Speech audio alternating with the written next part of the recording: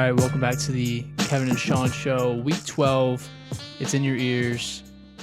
Sean, man, Mother's Day. How's it going? Doing well. Welcome back to your mom's favorite podcast. Shout Yeah, out to all the moms today. It is Mother's Day here. I know my mom listens to every episode. I get to talk to her like once a week about if she liked it or not. So that's always fun. I also let my mom borrow episode 9 this week. The I Rise of dropped it off to Skywalker. her. Rise of Skywalker, yeah. She hasn't seen it yet. And usually it's like a tradition. Me and my mom, I'll take her out, go see a movie, the new Star Wars movie. I think we've done it for everyone besides Solo and now 9. So let her borrow it. She called me the next day. She said she absolutely loved it. And that just warmed my little heart, you know? That's all. She should listen to the review about it now. Yeah, she should. I think she If has. you haven't listened to it, listener, I'm talking Go to back you. Listen to the whatever it episode. is. Episode 11. Review episode 9. It's a great movie. No, dude, I'm glad your mom listens to the podcast. She's a great woman. I always love seeing your mom, Bob Evans, hooking us up with the biscuits and gravy. Always. And dude, she's a great. I'm happy she loved the movie though. It's great. You dropped some stuff off to your mom yesterday too, right? Yeah. So Mother's Day on a Sunday this year, my mom went up to Grand Rapids to see her mom. So yesterday, Charlie and I went up and dropped off our presents to our moms. Bought her some flowers from a local flower shop in Adrian. Support those local businesses. It's a beautiful bouquet. Charlie got her mom some flowers. Well, I bought Charlie's mom flowers as well, and then Charlie got her this like lotion and lip balm set from a local shop in Adrian that does everything all organic and stuff like that. Kind of a cool little shop.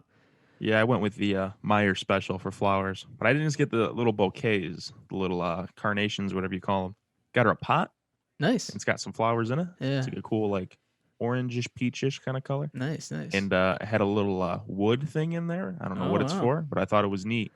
I wrote my mom's card. I said, "You are the best mom ever." Love, Kevin. Wow, that's straight from the heart right there. Yeah, dude. And I also brought over my mom some homemade Toll House chocolate chip cookies homemade. that I had to redeem myself because last week I absolutely fried the hell out of some cookies. But yeah, I'm perfecting the store-bought cookie recipe as we speak. Dude, I want some cookies so bad. I think I'm gonna nag Charlie tonight to get some cookies going. I almost had her going last night on it, but I messed it up. So I need to make some homemade. I need to get a recipe for that. I'll send you the recipe we make, man. It's super good. Because I'm a big cookie guy. I like my sweets, and eating a nice cookie is always refreshing. Big sweets guy. Potted plants always is a good move for Mother's Day. One year I forgot to get my mom something for Mother's Day, and I showed up, and Kyle brought in a potted plant, and I was like, dude, and it grows back every year now, so it's like, ugh. Yeah, it was perfect timing too, because usually I just get her a bouquet of roses, some white roses. It's kind of my thing. Yeah, I'm a white rose kind of guy. Friendship only here. and I brought over a pot this year, and I was like, she was like, perfect. The one out front just died. Wow. And I can confirm that it did just die because it was pretty dead. That's crazy. So now she can replace it. It could be beautiful. She can look at it and be like, yo, my kids brought me that. Yeah. So that's always a good feeling. She said the cookies were good. I don't know if she was lying or not, but Toll House makes a good cookie, Yeah, it is a good cookie. It's a real solid cook right there. Other update, Kevin things is Charlie and I are adopting a puppy. Do you have a name reveal for us today? I do. We officially drum roll, please. Decided on I don't know if that comes through at all, but I was banging my desk. Leia Rose Johnson. Wow, there you go. You got the Star Wars name. Oh, Leia. I just like the name Leia. It's not really a Star Wars thing for me, but I like the name Leia. I think it's a nice name. I think it's got a lot of, value to it. It's a sturdy name, independent dog, strong woman name. Charlie What really kind of wanted puppy it. you getting? Oh, it's a lab mix. It's from the Humane Society. It was born 3 weeks ago, so it'll be about 8 weeks old when we get it. Little ratty guy, but Little pupper. little puppy. I'm really excited That's about exciting it, though. Yeah, lab mix. We don't know what the dad is, so it's gonna be kind of a surprise to see what it kind of grows up into. Unless it was like another lab, is the dad, but we don't know who the dad is right now. So if It's you're the like those father, mystery washcloths you used to get when you'd like take a bath as a kid, and then like when it gets wet, it like opens up. I have no idea what you're talking You about have right no now. idea what I'm talking about? No, You never had those? no. We had little like guys too. They would like grow in the water, and they'd be like a like Captain America or something. Like a You've surprise? never had those? No. Yeah, they used to get these little like packages. I don't know. I don't even remember where we used to get them. We used to like put them in like water. Like we're taking a bath, and it would like expand, Hmm. and it would be like a full washcloth. Yeah, the ones that you like put in like a glass of water and turn into a sponge or something. But I don't know, man. That sounds Anyway, lame. I'm There's no mystery excited there. A for sponge? What kind of kid wants to play with a sponge?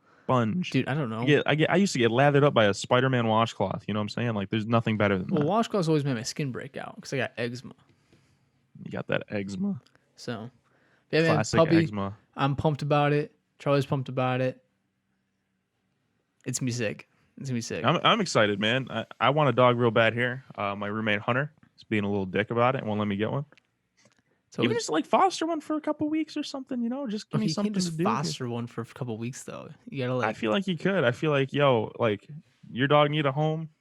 Bring it over to Shawnee's place. you gotta foster to And adopt it though. yeah, you don't have to. I can just say I don't like it.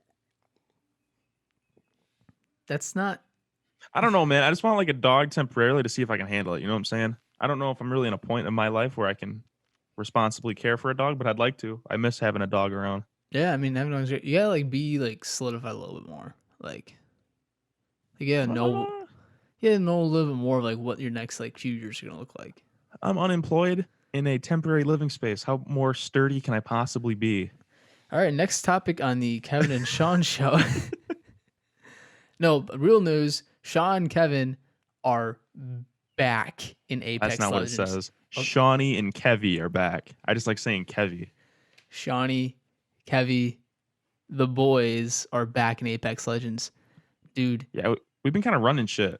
I had 3 dubs yesterday. It's pretty solid. In a couple hours, Three that's dubs? not bad work. Yeah, it was like 3 hours of play, like 1 win per hour. I miss So like being in peak Apex form. Ever since like Modern Warfare came out, I've been real slacking on the Apex department. We were getting to a point there when like season I don't know what was it 3 It when was World's 3. Edge came out. Yeah. That like first day we had like 4 or 5 dubs in like a couple hours. We're like, Mm-hmm. is this game easy? And then we start playing it. Yep. But no, we're getting back into form, having some good games, some high kills, lots of damage, and it's getting fun again for me. Apex is getting a lot more enjoyable. I love that game, dude. I do like Warzone. I don't want to like shit on Warzone.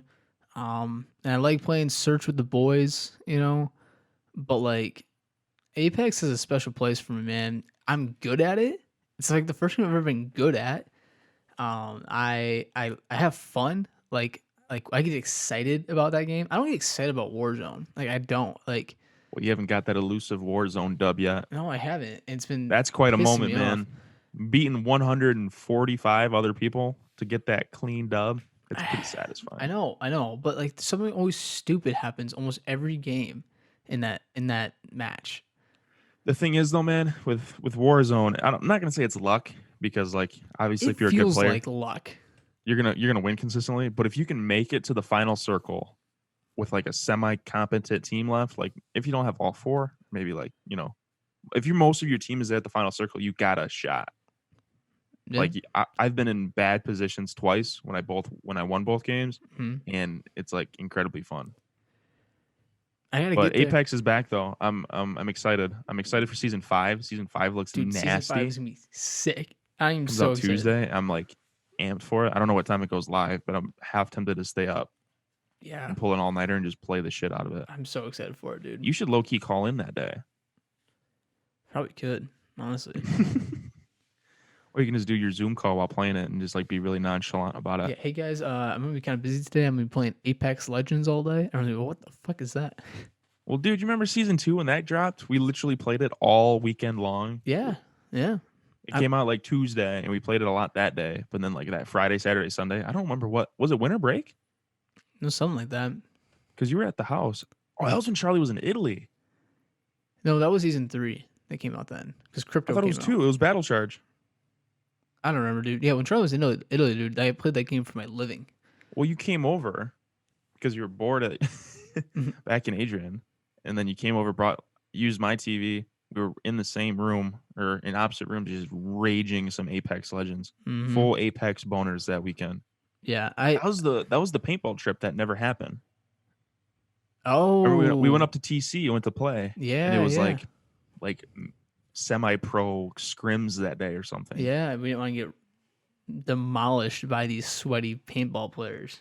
Jesus, dude. I saw this guy pull up. He had two like briefcases or like two like pieces of luggage with like shit in it. And I was like, you know what? I was like, I haven't played paintball in a year, so I could probably handle myself pretty well. Mhm. But damn, that's something I miss too, man. I want to play some paintball. Paintball's coming up. I don't I'm know. getting real itchy for it. Like, Yeah. about every year you get that itch. I Mhm. don't know if you get it as much. Well, I have the itch to use the gun that I spent $600. You can't So, go shoot in your backyard. I'm in the backyard. That's I don't fair. have any air. You can shoot in the house. Don't have any balls. See, these Where are are the they at? problems with paintball.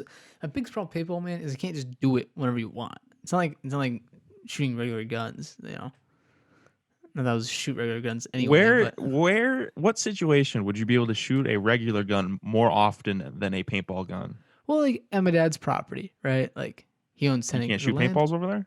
I could if I had fucking air and paint. Need both those. You A need gun? ammunition for actual firearms Yeah, you go to too. Walmart and buy ammunition. Can't You go can to get fill you can fill up CO2 if you want who to run CO2 and ruin your gun, but who's using CO2? And uh, the CO2 machine's always broken. CO2 machine is obsolete. Hellstrives doesn't even have one anymore. Yeah.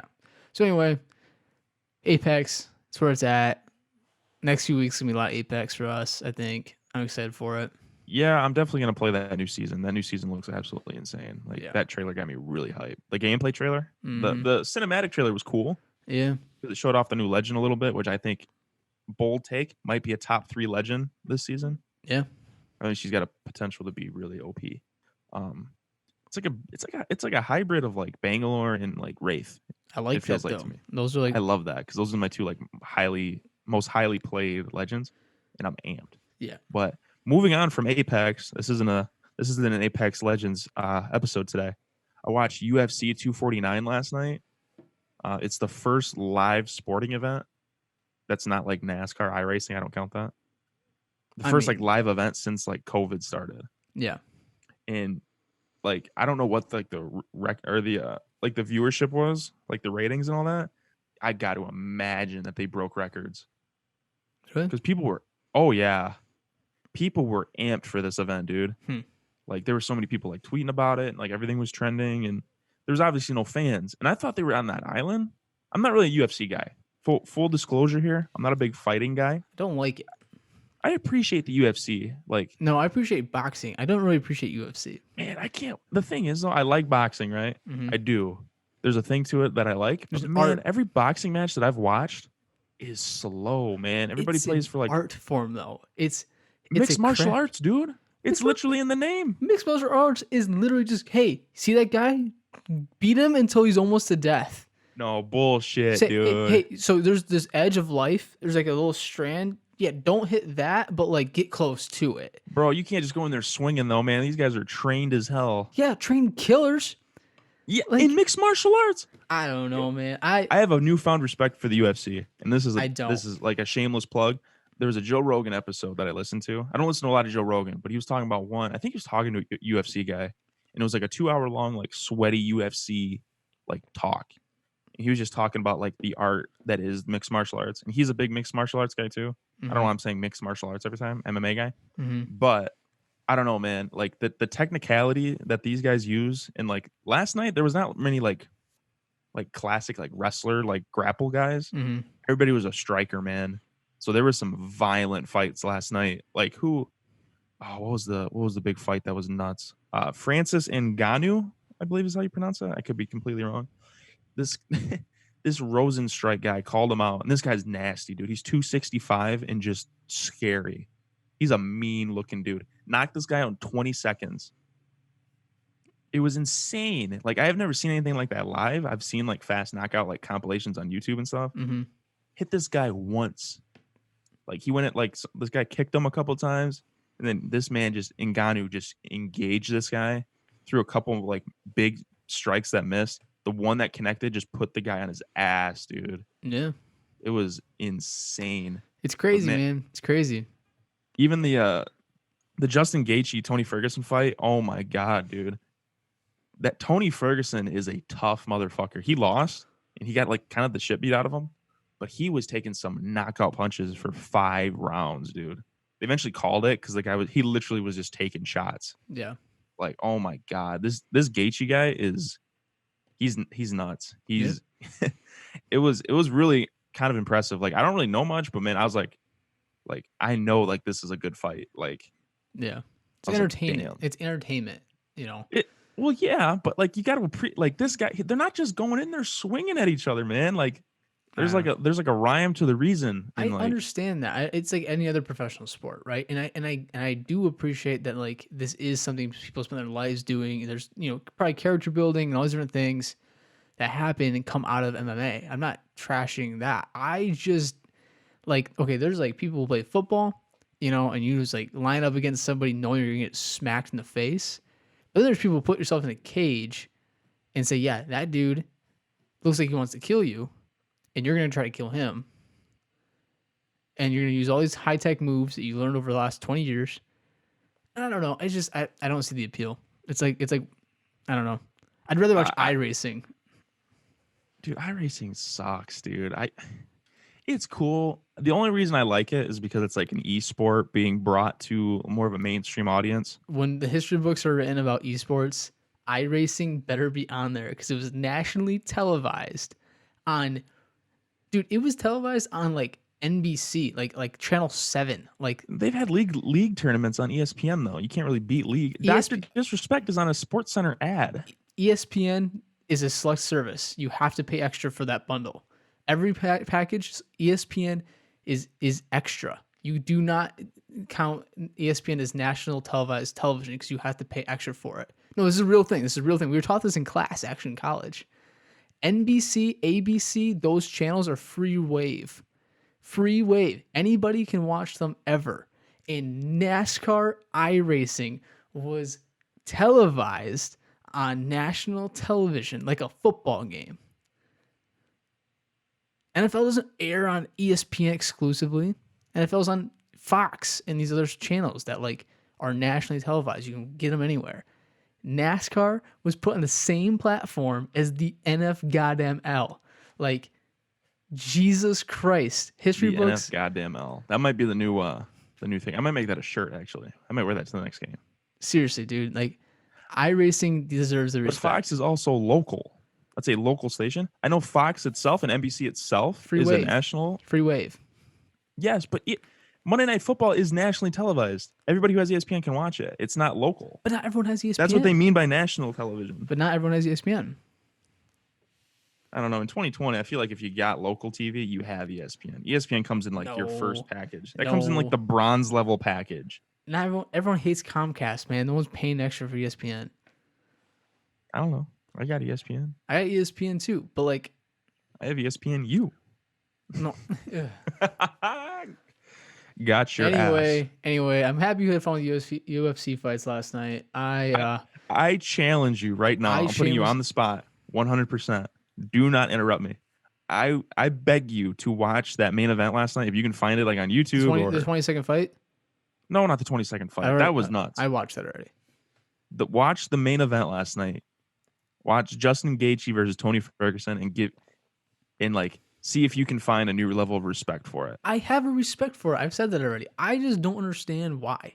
Like, You're just not a violent sports guy. no. What's the point? But football is a violent sport. Football's a little it's different. technically a violent sport. Football's different. Football's a little different. It's different than the UFC, but to counter, Greg Hardy, I don't know if you knew that name or not. He used to play the NFL. Now he's fighting people and beating people. He knocked this guy out yesterday, I believe. I think he knocked him out. Was it TKO? Hold on, let me check my sources. Oh, no, he won by unanimous decision. From an undefeated UFC fighter who's knocking the shit out of people. That's a football player. He transitioned. Okay. He also beat his wife, I think. Yeah. But that's a lot of these neither guys here nor do. there. A lot of that's these neither guys here do. nor there. But Oh, man, I don't know. It's impressive to me. Like, it kinda makes me wish I, like, boxed or something, Yeah. which isn't like but boxing's violent too. Boxing's different though. Boxing is completely different. Conor McGregor boxed. He's a UFC fighter. It's not that different. It's completely different, dude. Look at It's a Floyd whole it's a Mayweather whole versus. different sport, man. It's like Uh, saying rugby is the same as football because you both run with well, balls. no, I agree. I'm not saying. Yeah, I'm saying they're different sports. They're fundamentally different too. Like the mindset, the culture that surrounds it is completely different. You're telling me, like, back in the day when, like, the OGs fought, you don't think they went in there to kill each other? No, you can't. You can't do that in boxing. Well, you physically can't because they just play defense the whole time and nobody wants to punch each other. That's not true too. Because you I have don't know. To me, different man, I've watched lands boxing before. I've watched UFC, and I would rather watch UFC every time. because it's flashy. Yeah, Because because it's exciting. I'm not gonna it's like entertainment. these It's like dull boxers don't want to entertainment. hit each other. They're doing it because they're getting paid to. It's okay. I'm not gonna go any farther. I'm not gonna slam USV as a culture. It's fine. It's whatever. I'm Why you don't like happy. Affliction t-shirts? What? You don't like Affliction t-shirts? What does that mean? That's a brand. Never mind. It's like a douchey brand. Anyway, Tap out. Ooh. no, that's different. I don't know. UFC 249 was unreal.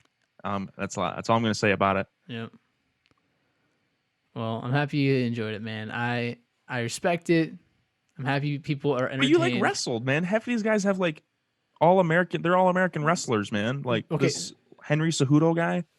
He's kind of a douchebag. Yeah. Okay. He's a wrestler though. And you can respect that. Like there's wrestling aspects that they use in this. Yes. Still. No, I do respect it. But again, wrestling and boxing alike both have technical moves that don't involve beating the piss out of each other. I don't And know. I knew that's how some you score killers back when I points used to to wrestle that win. one year. What? Ask Kaiser, man. He probably went in there to hurt people. Well, yeah. I mean, no. It's they use the word. I can't even remember it right now. I don't want to say dominate because that sounds weird. But like, you're going in there to manipulate your opponent to score points. That's what it is. Like you're not going in there to kill him. You're going in there to prove that you are stronger and smarter than him or her. But like, The same argument can be made for the UFC too, though. but it's just clobbering the shit out of each other. Well, yeah, but he's like, I like respect. Half the guys yesterday, after the guy got knocked the hell out, they like hugged afterwards, which I didn't really care for. You don't need Like, you don't need to shake hands. Isaiah Thomas did nothing wrong. You just walk off the court and just leave. Get yeah, the out one of guy there. did. The Get one out of guy there. was not having it, dude. I don't know. But UFC was great. I I'm want glad- to watch more UFC. Weird thing to be into. Okay. What do you mean it's a Moving weird on. thing to be Moving into? on. Jesus. Got a way better thing to talk about. Star You just want Wars. to talk about Star Wars. The Clone Wars season finale review. Kevin and Sean style. Do you want to kick it off? Do you want me to kick it off? I mean, you've seen all the episodes.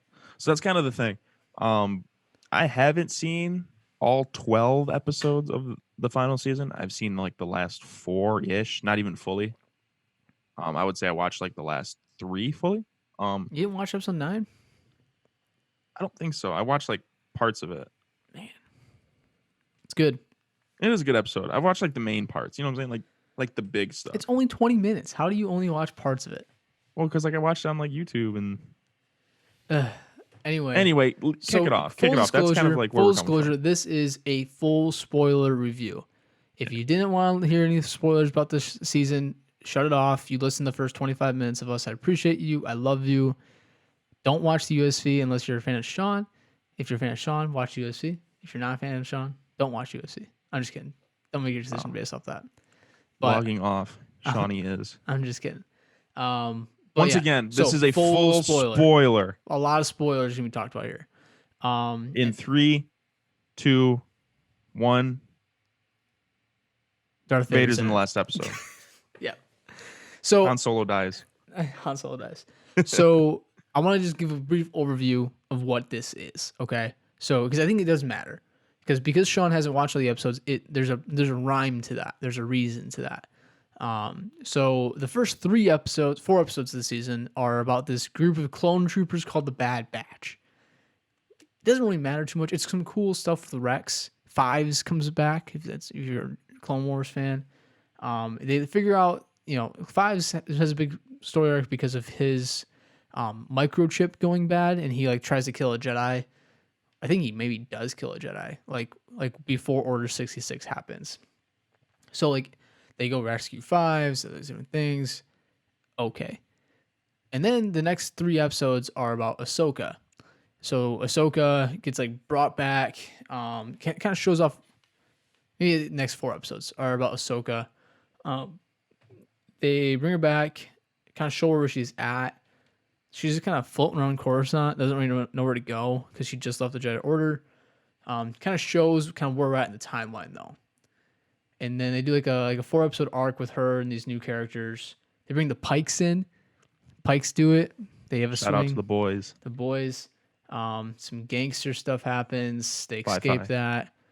I think Dooku gets involved, and yeah, it both. That's all this to say is the first 8 episodes are good, but they're not the cool parts, right? They're You can non-essential. watch them to set up the next 4 episodes, which are insane, and they matter for different reasons. So, for example, the first 4 episodes are about Rex, and the next 4 episodes are about Ahsoka, and then episode 9 they get brought together, and that is what's cool about it. Like that was what got me excited. Episode 9 hits.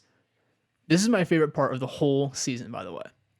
The opening second of the episode 9 intro.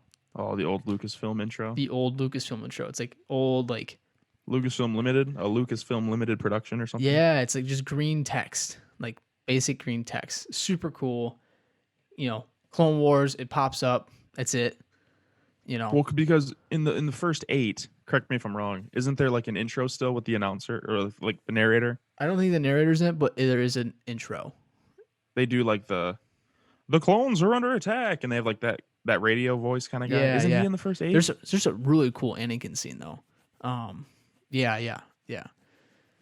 But that's kind of the eerie thing about the last 4 is that there's no intro. There's no intro. It's just like this eerie, like cold Red text too. red text open. It's like part 1 and the name of the title.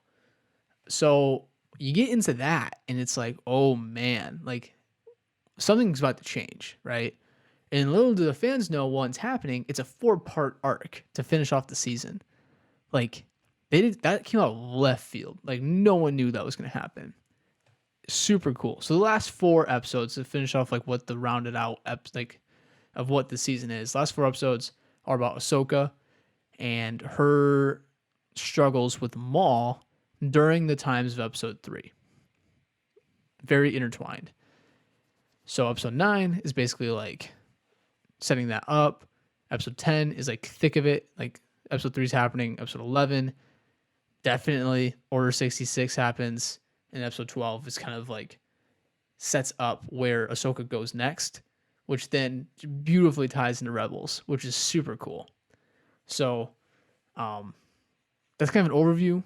So Sean, last 4 episodes, what are you thinking? So I think my perspective is unique in this because I'm not a Clone Wars connoisseur, right?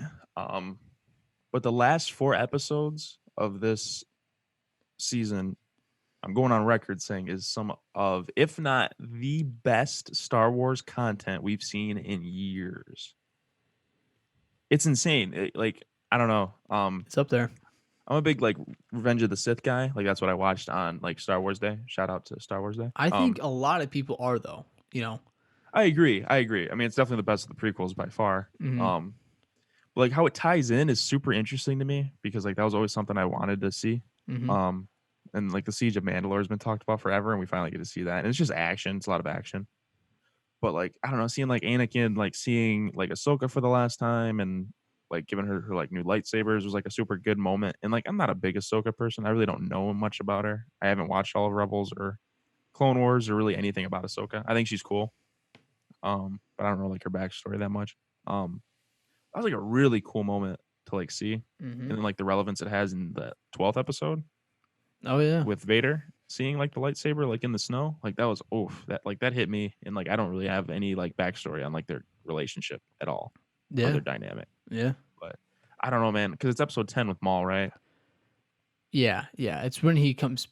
Episode 10 is the big fight between Ahsoka and Maul. Which was insane. Better than any fight in the sequel trilogy. Yeah.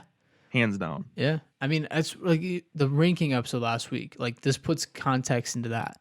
Like I put this in the honorable mentions above Vader in the hallway in Rogue One for me. It's so good, man, because like what the sequels lack is like emotion and reason behind their fights, besides maybe Force Awakens. Hmm. But still, Kylo's not trying to kill Rey, and like that's the discussion from last week, right? Yeah. But man, like Maul is trying to warn Ahsoka because they're both on like two ends of the spectrum. Like Ahsoka left the Jedi Order, so she's not really there. She's kind of like a rogue. Darth Maul obviously got like killed, but like came back, but he's not like a Sith anymore. Yeah. He's like doing his own thing. He's a rogue. So they're both like rogue Force users on opposite sides of like this fight, like this war, conflict, if you will. And like Maul is trying to warn Ahsoka that like Order 66 is coming. Like this is something that Palpatine used to talk, like his old master used He to talk says it about. without saying it though. Yes, Like the fans know he knows what's about to happen. he knows something is about to happen. Mm-hmm. He doesn't know exactly. He doesn't know that like he's planning Order 66, but his plan always was to eliminate the Jedi. Yep. And he's trying to like warn her about it, and you're like, man, Ahsoka should probably listen to him. Like if Ahsoka listens to Maul, ooh, that voice crack though. If Ahsoka listens to Maul and they like stop the Emperor, they could have stopped all of this. Yeah. You're watching it, and she's obviously not going to do it because you know what's going to happen. And it's like, oh man, it's like imagine, like imagine, Yeah. like all these, and that's kind of the cool thing too. Like without these last 4 episodes, more of the first 3, there's like little tidbits that could have changed the trajectory of all of Star Wars. Mm-hmm.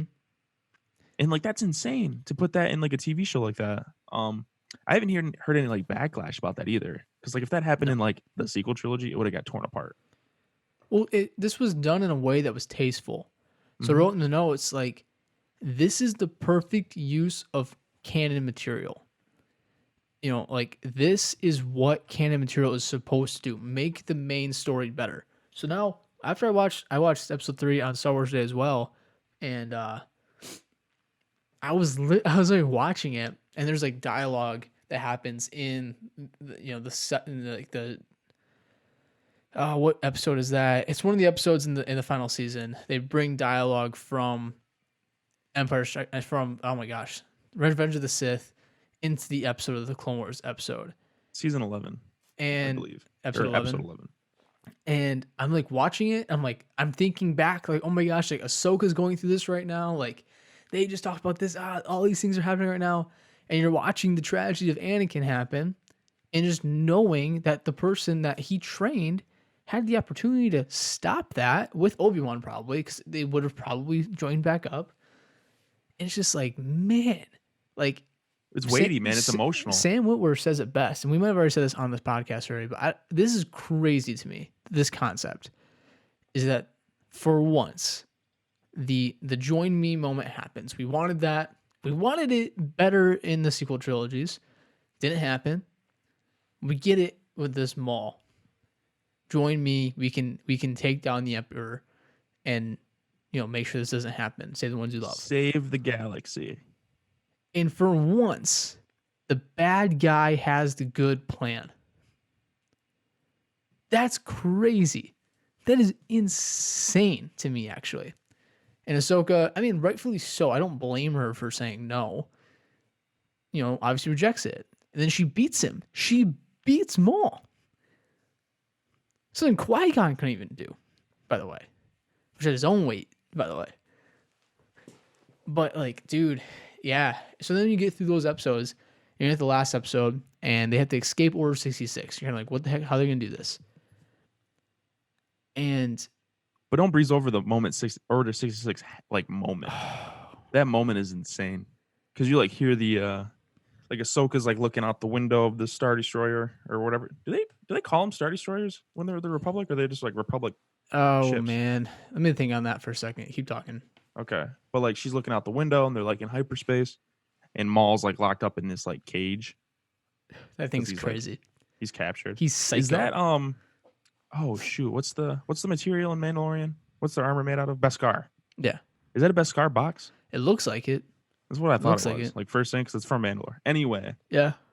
But they're both like, it's like they do like this duality kind of thing. And you can hear like Hayden Christensen and like Sam Jackson in like the Mhm. original voice from like Revenge of the Sith, in like the scene when he's about to kill Palpatine, and he's like, "You can't. It's not the Jedi way." You like hear the echoes of it, Yep. and then it's like, "What have I done?" And like you know what happened. Like everybody watching knows what happened, Mhm. and they're both just like, "Oh man!" Like you feel it with them. Yeah.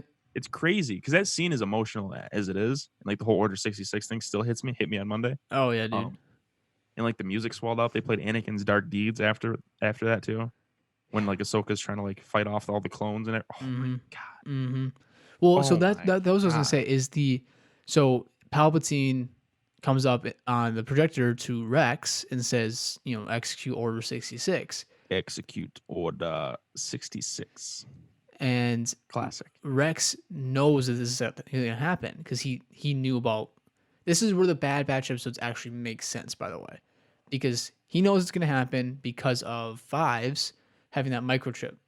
So Rex Because the is clones are unaware they have that, right? so the clones, in a general sense, yes, are unaware, but Fives tragedy, if you will, makes Rex figure out that they can fix this.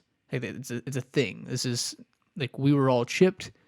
We need to either be unchipped or have some sort of self control. So when he says Order 66, all the clones are like kill Ahsoka, you know.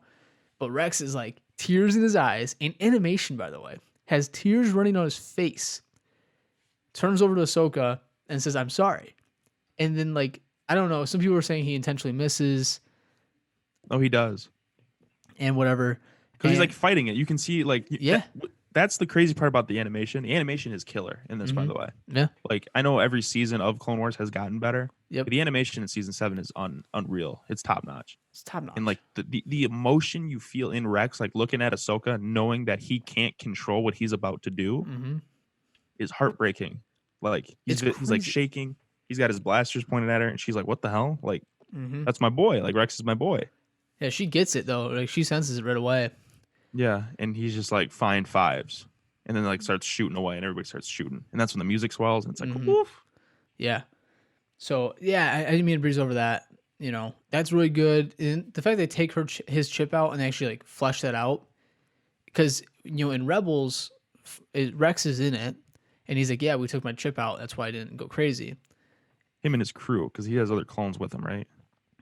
Yeah, he took all their chips out, Yes. but like he doesn't really say how he did Hmm. it, Hmm. right?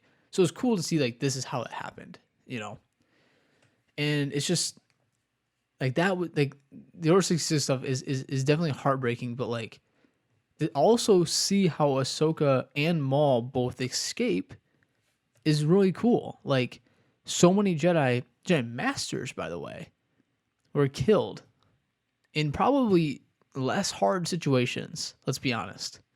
Like in the movie, it doesn't show you very much. It doesn't show you much of the Jedi Purge in general, but like you know, I can't even think it's not like Shakti, but like it shows the Twilight getting shot down under that. Keanu Mundi gets Yeah, just lit up. but like Ahsoka. The thing is, because people are saying that's contradicting. They're like, "Oh, Maul and Ahsoka are the best two Force users of all time," and all these other Jedi Masters, Mm-hmm. not just like knights, like not just random younglings that Anakin slaughters. Yeah, Great scene, by the way. Um, great they're like scene. handling it like Great no scene. problem. Like this is like another like day to them. Like they're just kind of like blocking everything, but they're really not. They're Like really Ahsoka, not. like she gets crowded on like that table, and she's like, "I'm not gonna like fight through this. Yep. Like I don't want to hurt anybody," Yep. which is crazy. The Yep. fact that all these clones are ordered to kill her, she doesn't want to hurt them because she Yep. knows them. They're friends. That Like, was the coolest part, I think, of just seeing how she reacted to it all. She was like, "I'm yeah. not hurting any of these people. You better send those things to stun." Doesn't give Maul a lightsaber, like But all I these say different that things. to say this: like all the Jedi in Revenge of the Sith that get mowed down, Mhm. they're not in good situations to fight. No, Like the what's his name? The little brain head looking guy. tall head guy. No, that's Keanu Mundi. Oh, who's the other? It's like Ahsoka's friend, Jedi. He's got the weird looking head. He's in the start. He's in the cruiser. Oh yeah, I can't think of his name. I never know his name. I can't think of his name, He's but he like, gets like shot out of the sky. Like, what are you gonna do? yeah, yeah, yeah. No, I agree. Like I agree. I agree. Ayla Sakura is the Twi'lek's name. Yep. She gets just mowed down, but she gets. Hmm. What is she gonna do? She's got no other option. Like her Yep. back's to him. Like Keanu Mundi, same thing. Like Hmm. they're not in situations to fight. Yeah. She is. She had time to like be like, okay, here we go. Yeah. Let's do the thing, right? So I don't think that really contradicts anything. It's just she's in a better No, I don't situation. think it does either. I just think it shows how, apt she is, and Mhm. how in touch with herself she is. I think there's a lot of like these second tones of like the Jedi aren't perfect, you know, and They're not. They're hypocrites. it's well, They're ignorant. hold your horses, Annie. Okay, it's not the I would same. certainly like to. It's not the same way Anakin sees it though, because if you watch those last 4 episodes and you watch episode 3, the way that Anakin talks about the Jedi being done, like he's thinking that they're evil, they're corrupt. That I see through the lies. He's using these like very eccentric terms that say that the Jedi are terrible. From my Whereas point of view, the Jedi are evil. whereas Ahsoka, she sees them as flawed. She sees them as like they Imperfect. do good, but they have done bad. You know, imperfect is a good word for it. She says that one line that just kills me. The Jedi were supposed to be guardians of peace, and ever since I joined the Jedi, I've become a soldier. Like crazy line, and it shows like she's not there. She's not fighting these clones as a soldier. She's just trying Just to keeping the survive. peace. Yeah, yeah. She like is a different.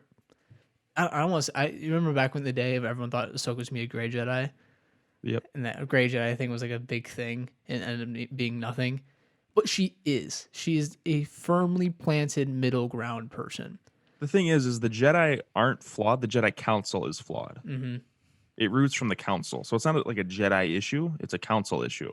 Yeah, but it shows even down to Ahsoka's level that they're flawed. Because even she has that conversation with Yoda, and he's like, "You want the recognition?" And she's like, "No, I'm not a Jedi. Like, like I'm a citizen. I'm a citizen. I was doing my civil duty." And And she, then Mace Windu is like, "This isn't a conversation for citizens." yeah, And then he gets thrown off a building, electrocuted to death. But good. He should after that. well, people were like, "Man, it really makes you hate Mace Windu." I mean, he's not really a likable character in like Revenge of the Sith. No, he's power. He's all power. Yep. And I mean, George did all of this too, like in lieu of American politics, which is funny too. But Well, if you're not with me, then you're against me. Is a George? That's a W quote right George there. W.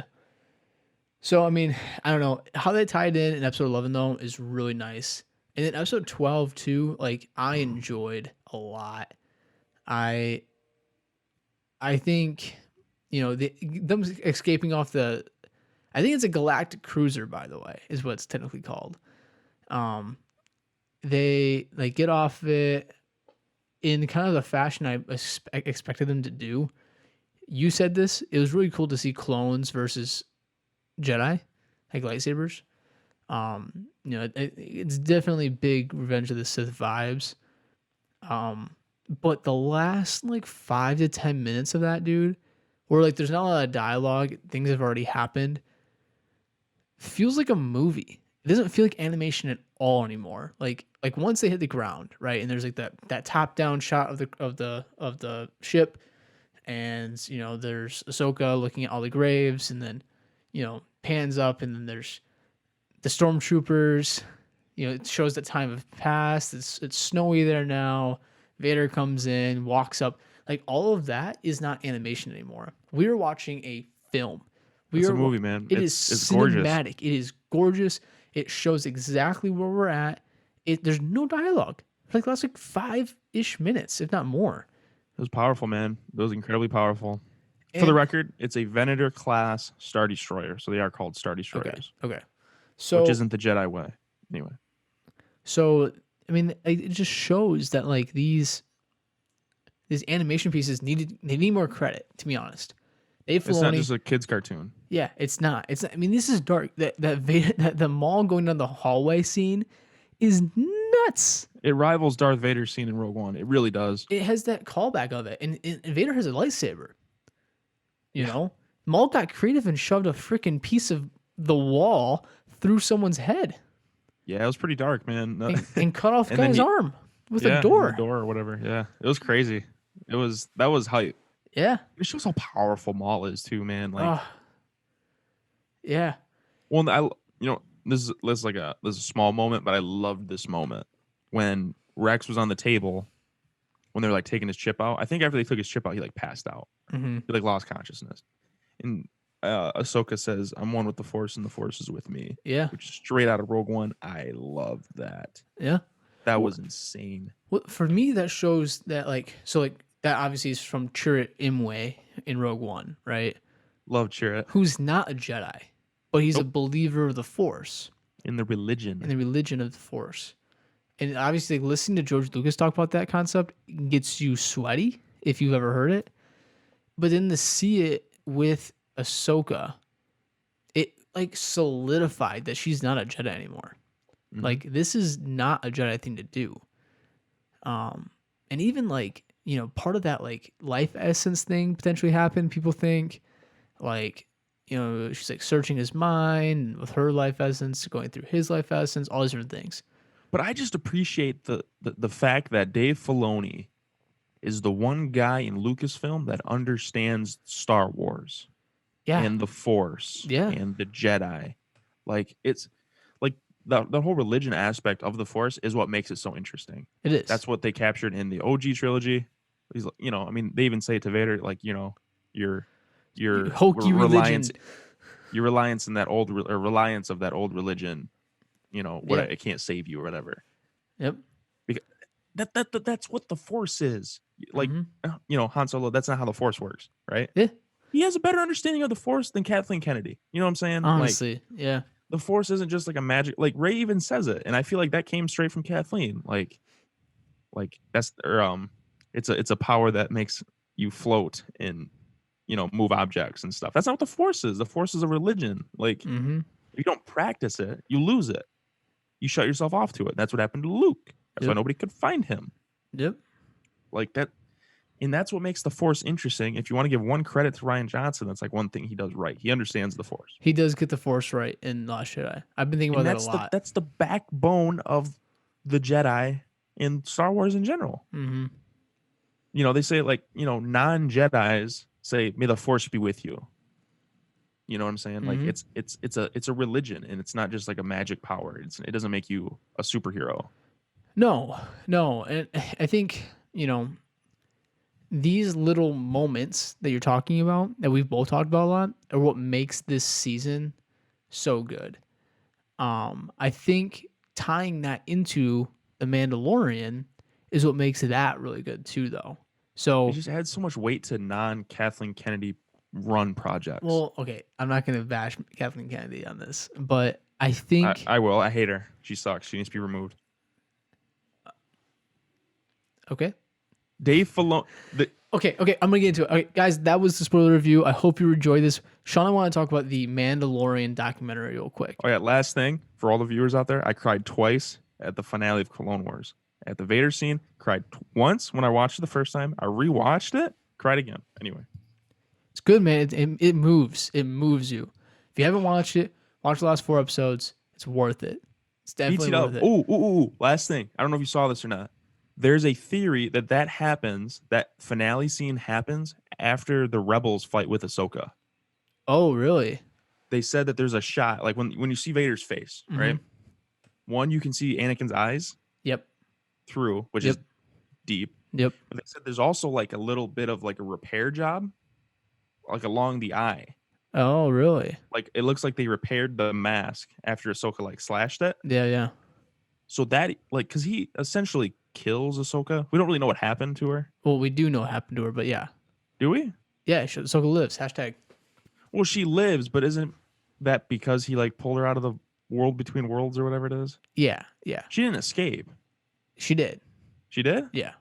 Okay, whatever. Rebels is what it is. So, what I want to say to this point, because I didn't say this yet, so the Clone Wars season finale sets up Rebels perfectly with Maul, with Ahsoka, with Vader, even with all the tie-ins. I mean, literally, like it just draws that through line right to it, and you can pick up Rebels and just take off with it because it's gonna make sense. Perfect use of can love it. Check it out. Last 4 episodes at least. Only Yep. prerequisite to watch the last 4 episodes is to watch episode 3. Yep. So Anyway, moving okay, on. The Mandalorian. Documentary. Mandalorian Oh, has a new documentary on Disney Plus. It's like a docu-series. It's releasing 1 episode a week. I think it's on Fridays. I think it's Fridays too. I thought it was Mondays, but then that was just a I think that was just a release. Star Wars Day thing. Yep. But this docu-series has the potential to be like my favorite thing right now. I love it, man. Mm-hmm. It's really, really cool. It's really cool just to see like them talk about it, because it's the directors sitting around a round table talking about it, and then it's cut with like B-roll from behind the scenes, which is really cool. But these are like 5 people who give a shit, man. Yeah. Like, yeah. I love it. And they like praise George, they praise Dave Filoni in like their vision and like how well they know Star Wars. And that's the one thing they get right in Mandalorian, is that it feels like fluff in Star Wars. You know what I'm saying? Mm-hmm. Like, it's just really refreshing to see like not negative or just like a victory lap documentary. No, it talks about the struggles they had, and like it talks about some real stuff in it. So the first episode's about directors, like the director, like all 5 directors of the shows of the episodes are on the table, and they're talking about their experience, like working as a whole. Like these are movie directors, like these aren't TV directors by any means. Like some of them have some background in TV, But it's definitely not Star Wars. but it's definitely not Star Wars, and it's definitely not this creative and overlap. Like most TV is like one-offs. Everything is a one-off. You know, the writers will put one tidbit in there for, you know, the main overarching story, so the fans get, you know, keep watching every week. But most of the time, it's just getting a, you know, script in there and then doing your thing and leaving. But The Mandalorian was so integrated. Like the whole 8-episode series, which is crazy to think how short it was like an 8-episode movie, kind of like Clone Wars.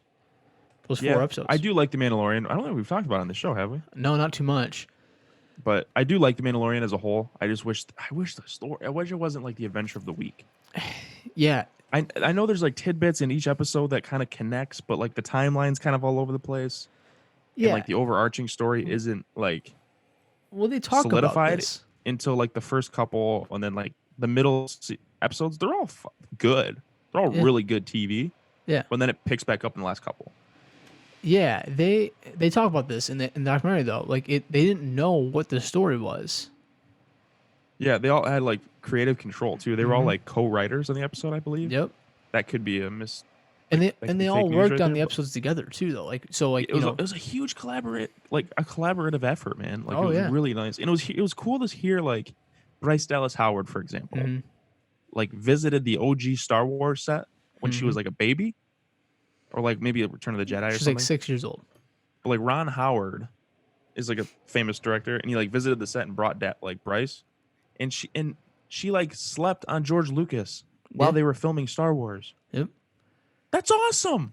Yeah. Well, that's what, dude. I mean, part of that, I already knew that story because of Ron Howard talking about it when he directed Solo, and that made us really excited for Solo.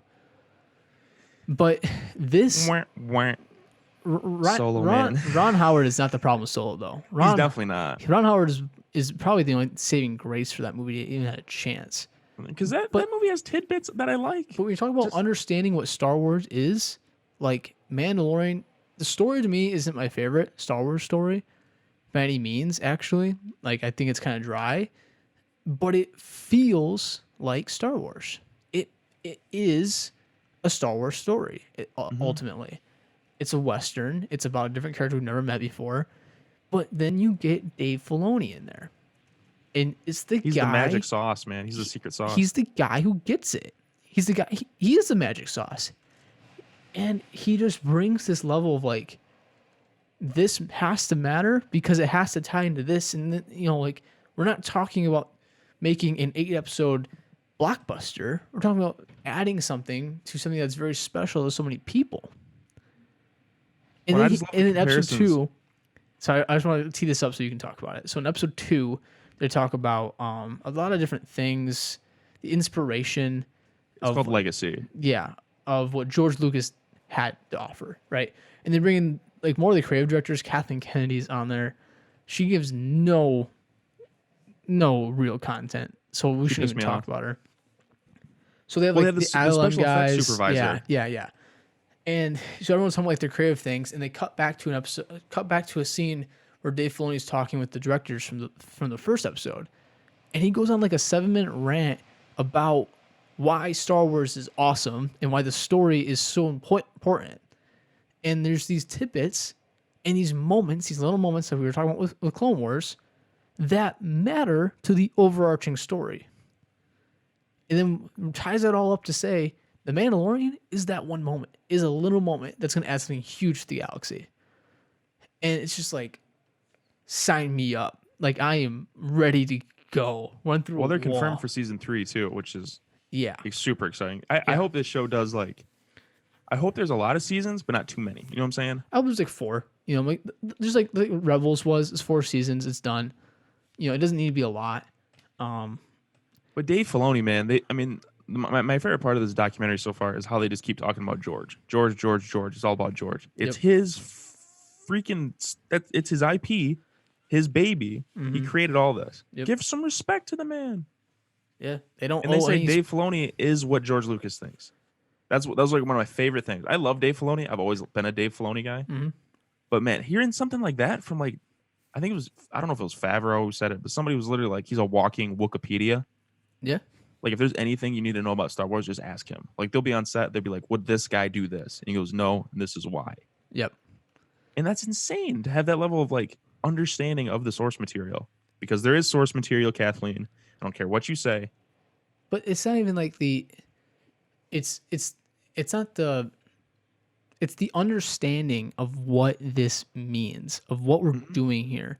What is this? What is the, he asked the question when he was on this rant of like, why are we telling this story? And ultimately Star Wars comes down to telling a story about family and hope, right? And when he said that, it made me really think about the new movies of what source of Why? One family, word. Why? family, what's the connection? I mean, you could, there's a lot of stuff with Ben or Kylo, whatever you want to call it. Okay, I'll give you that. I will give you did family right with him.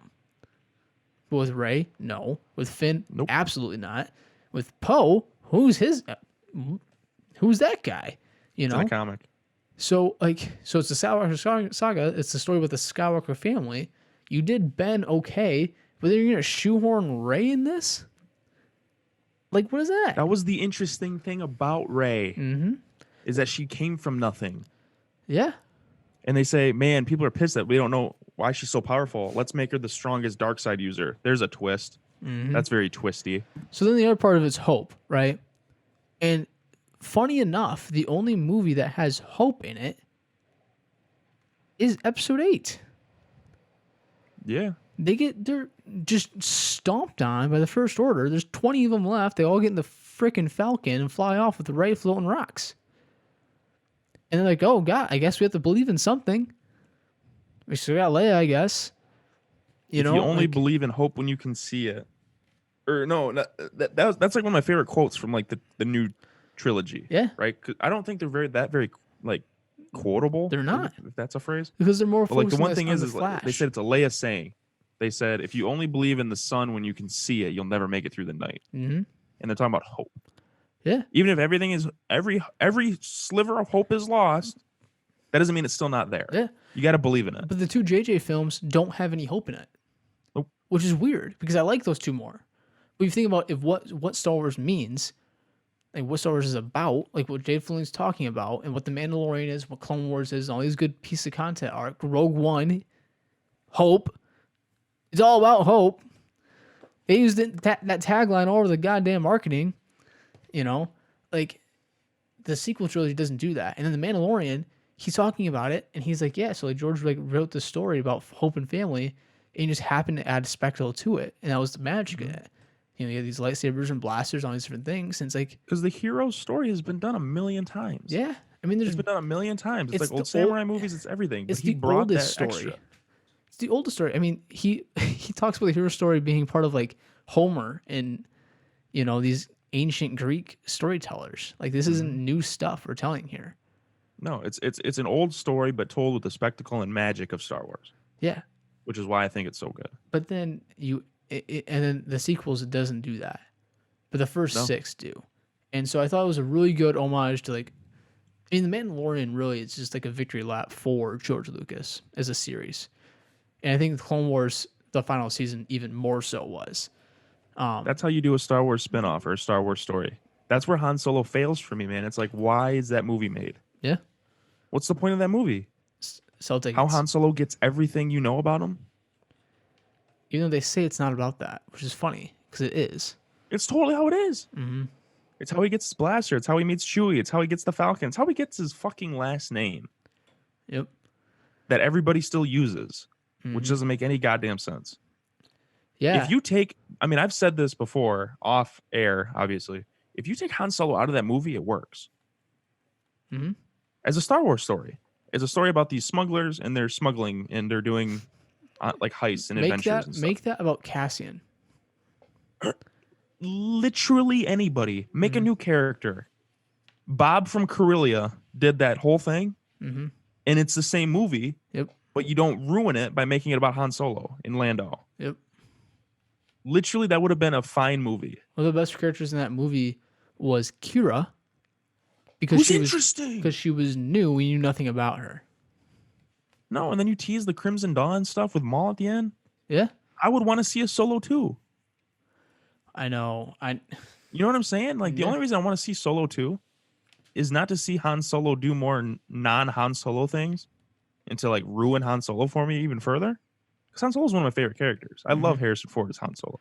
Yep. And Alden did fine, right? Alden's I not the thought he problem with that movie. I thought Alden did a good job for what he had. Yep. He's not trying to be Harrison Ford. He's not trying to have like the swagger and the cadence, and which I appreciated. Yeah. Make him a new character. Make Alden a new character. Yeah. And then they just break so many rules of Star Wars. Don't use John Williams in a Star Wars movie. Mm-hmm. It doesn't make any sense. Mm-hmm. Like when Vader comes out of like his ships and the Imperial March is playing, does he actually have it playing? Is that not a piece of score? Mm-hmm. Is that his radio in the ship playing that music when he arrives to be cool? Yep. Like it just doesn't make any sense. It breaks Star Wars. It breaks the immersion.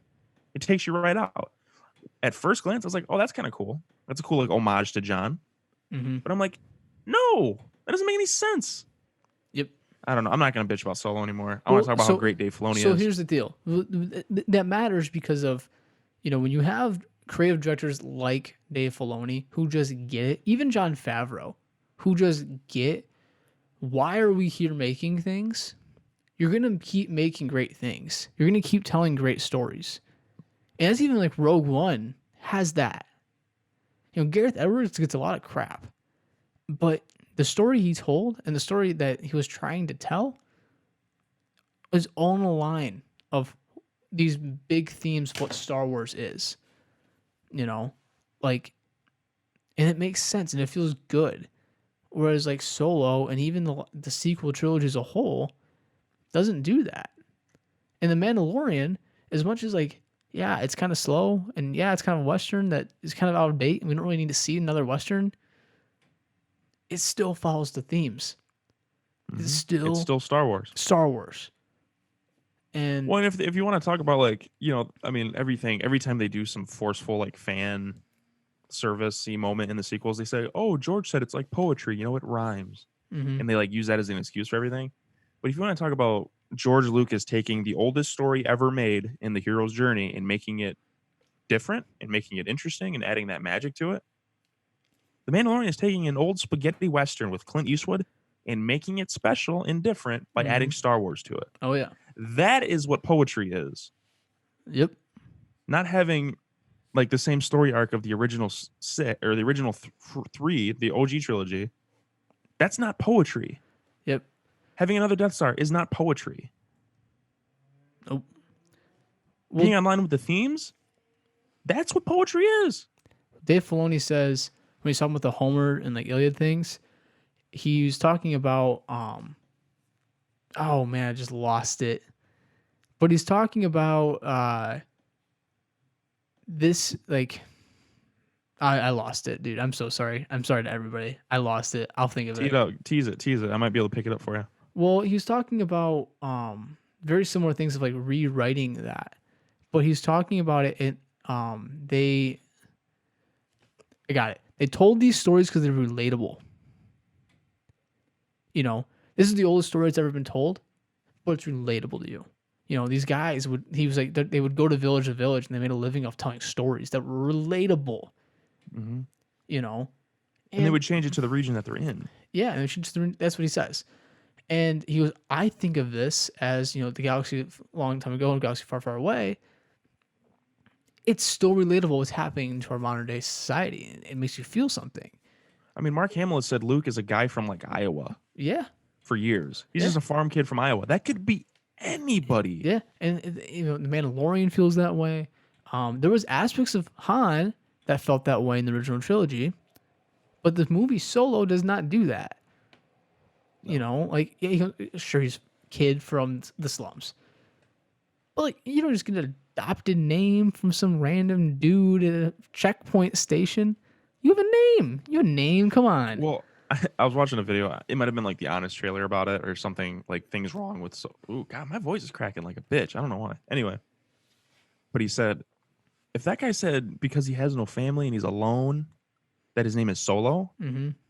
how many Solo last names did he give out that day? Seriously. He's like, oh, there's Bob Solo, there's Ron Solo, there's Jim Solo. Like that family's huge. Mm-hmm. Well, it just totally just destroys this idea of what Star Wars is about. Family. It's about making your own family, I guess. Ray Skywalker. Well, that's okay. So we're just gonna I mean, that's the thing, man. So like the last two movies we saw that are major releases, there's two made up last names. Yep. And they're the two main characters. Like Dave Imagine Filoni. if Ray had no family, right? Imagine if she wasn't a Palpatine. Yeah. Which I don't necessarily like hate. I think it's kind of sloppy. I think it's forced, but whatever, right? Yeah. Imagine if the Force, if you think of it as a religion, picked her to be the saving grace, Mm-hmm. to bring balance to the Force. What they did with Anakin in a different way, right? The opposite of Anakin. The opposite of Anakin. She comes from nowhere. She's nobody. She is nobody. Kylo says it. She's literally an essence of the Force. Like She's an essence of the Force, and the Force wills her to be the best. Mm-hmm. And then at the end of the movie, she still says Ray Skywalker. Don't fine. change that. That's fine. I Fine. love that. That's fine. Not, you know what? I don't like Palpatine. He's a bad guy. I'm not going to be Ray Palpatine. Keep Palpatine even. Keep Palpatine in the movie. Just don't make him related to her. Literally, There's no reason for it. Just get rid of that and get rid of that one part. Because like how far of a stretch the Palpatine thing is they had to create another fake character in his son to even create Rey. Because the timelines don't even match up. They had to know that was stupid. Like, she can't be his daughter. She's too young. The problem is he's a clone. The granddaughter. They just put a Band-Aid over like everything. They said, Yeah. okay, we've written ourselves into a corner here, right? And if you want to talk shit about Rian Johnson and like The Last Jedi, which I do, Mm-hmm. I still think there's redeemable qualities of that movie. I still think it's a solid movie, right? Yeah. But instead of taking that and saying, no, fuck that, we're going to change everything. We're going to fix everything. You've written us into a corner. This is your fault. We're going to fix everything you did, which I thought was kind of funny. And like, you know, it's a big middle finger to Rian Johnson, whatever, right? Yeah. But instead of doing that, just write off of that. That's my brother Kyle thought they were going to do. How uncreative can you be Yeah. to, instead of writing, okay, here's a story, here's a challenge that we have to get out of. How are we going to get out of it? And your solution is to do episode 9. And I like episode 9. Mm-hmm. We went on this podcast for over an hour and a half talking about how much we liked it. Yep.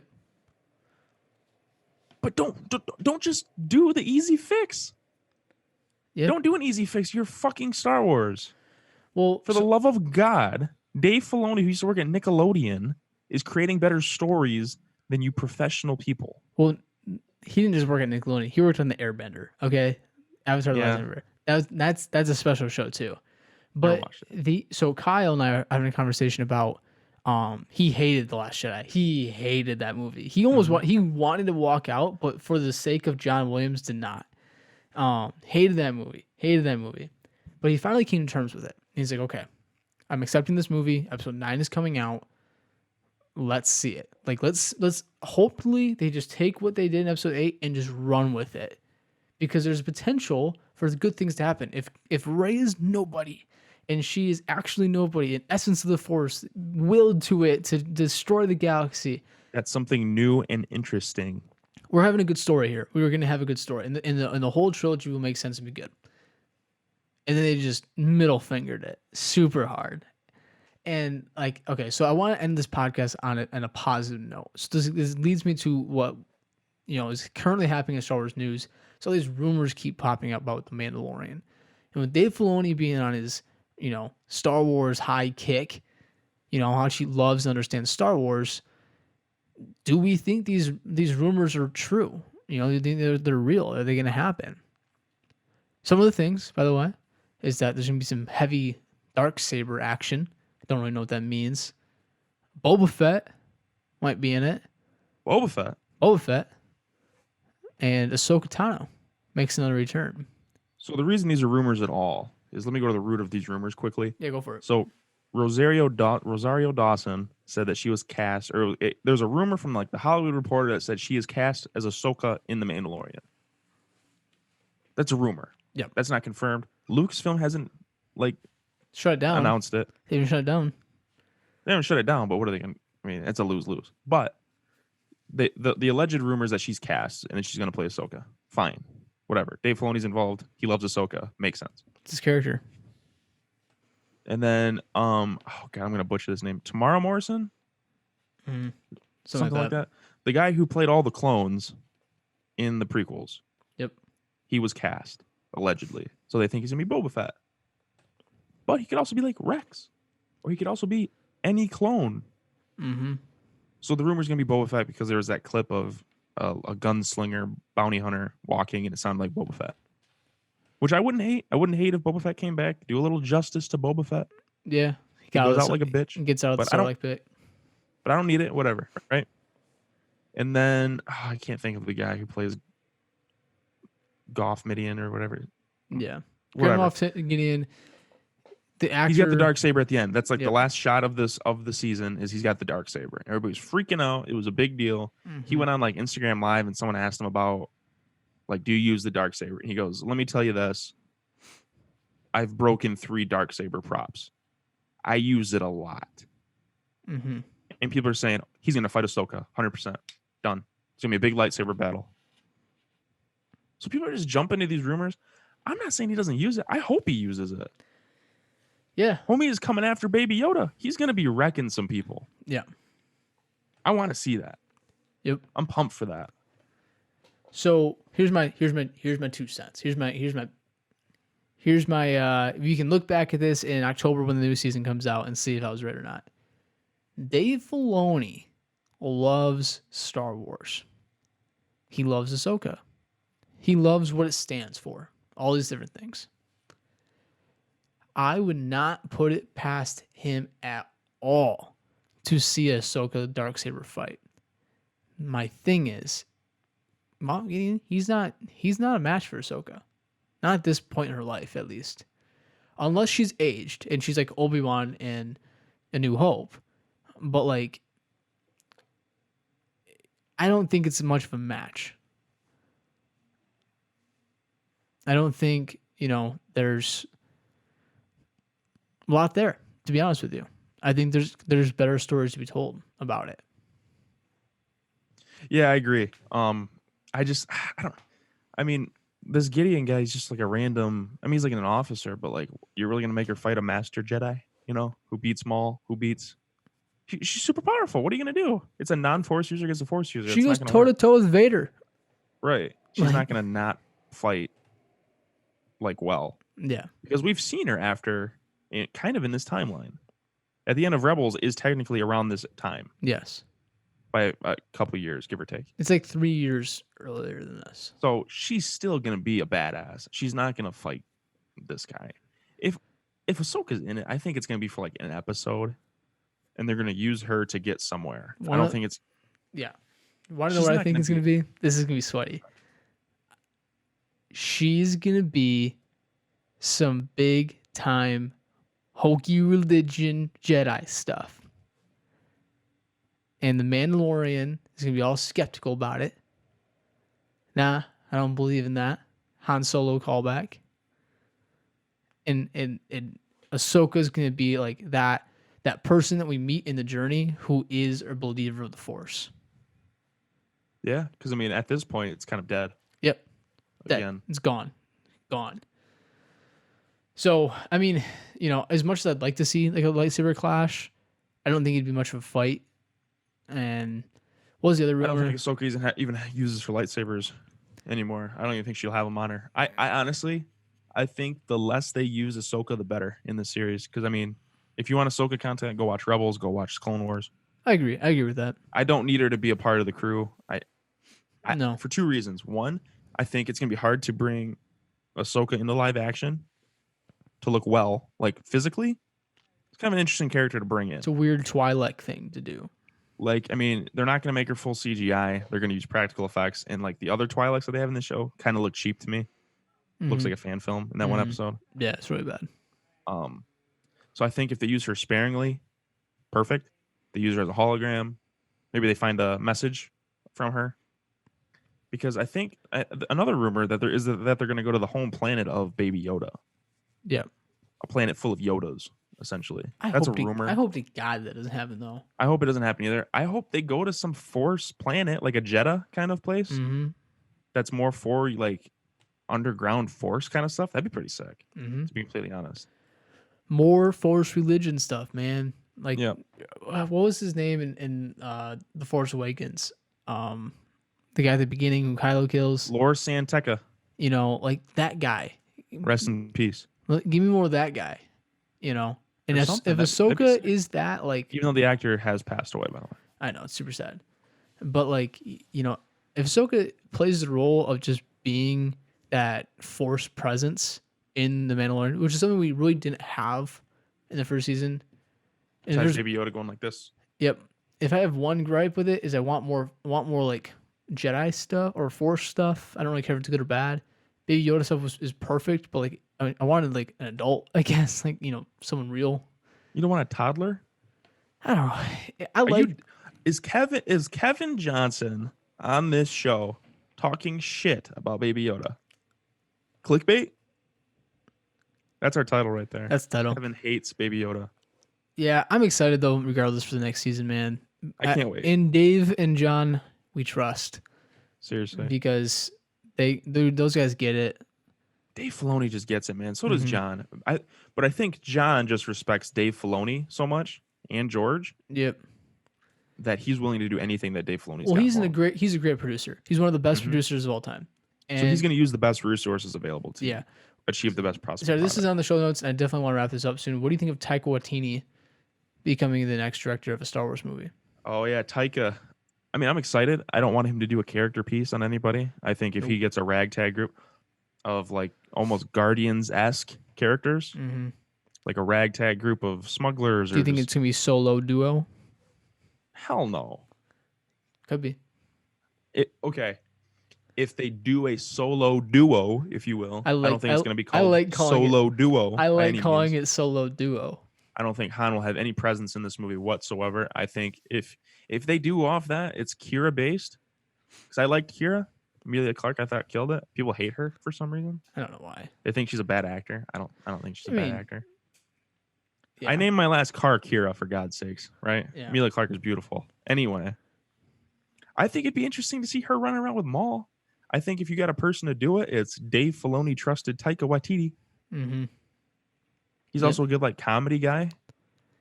Not like Last Jedi comedy. That's like 6-year-old comedy. Yeah. I don't need your mom jokes. I'll be honest. I think it's going to be High Republic era. I think it'll be completely new people. We don't know them. Ragtag. Maybe a bunch of Jedi people. Jedi Academy type people. Yeah, I don't know. I don't know if they'll do that. Coming right of age. So they say in the documentary that Psycho does a lot of good coming of age stuff. And I think that's what he's good at. I want to see that in Star Wars anyway. Because, like, Luke did that. Anakin, we kind of saw it, but, like, they kind of skipped over it, too. Like, the Clone Wars does a better job of him coming of age rather than the movies do. 100%. And I think Watini could do a good job of like, what is it like actually for a Jedi to go through the council and go through the thing, and it could be like a group, and like one of them doesn't make it or something, you know, like I don't know, but Yeah, I mean, it could be something like that. I wouldn't hate that. That would almost make a better show, in my opinion. God, my voice cracked 3 times on this podcast today. it's because you're going through puberty, fine, man. Your Pissing birthday's in me a few off. weeks. Birthday But- is in a few weeks. That's gonna be big. We should do a big birthday episode. Is your birthday on a Saturday? It's Friday night. Well, Friday all day, but Oh, it's Friday. it's a Friday. I thought your birthday was 29th. Yeah, it's a Friday. 28th is a Thursday. So I this swear to- whole travel ban thing's gonna list on a Thursday? Hold on. I thought for sure it was on a Friday. Oh, you're right. Yeah, it's a Friday. You're right. That's a weird date to say, hey, We're opening back up. opening up on a Thursday. Yeah, even though we're probably not going to open up. Probably not. But yeah, so birthday's coming up. Very excited. Yeah. The big 2-3.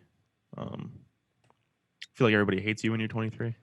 I've heard that. It's a Mean Girls quote, dude. That's not, Is it? Yeah, it's a good. God damn it. Did I just call Mean Girls on this fucking I podcast? think you did.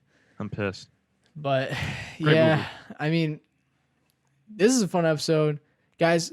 We have some interesting stuff coming up the next few weeks, so bear with us a little bit. We're trying some shit out. We're trying some shit out, and we're excited for it. So, I mean, Maybe some guests in the works. yeah, if here? you want to be on the show, let us know, because we definitely, you know, are looking to have some more people on the show. So, Because maybe apparently we need some comedy flakes in here. Apparently the show's not funny enough to some people. I don't want to talk about that. All right, guys, thanks for tuning in. Kevin and Sean Show. Week 12 in the books. Sean, see you. See you guys.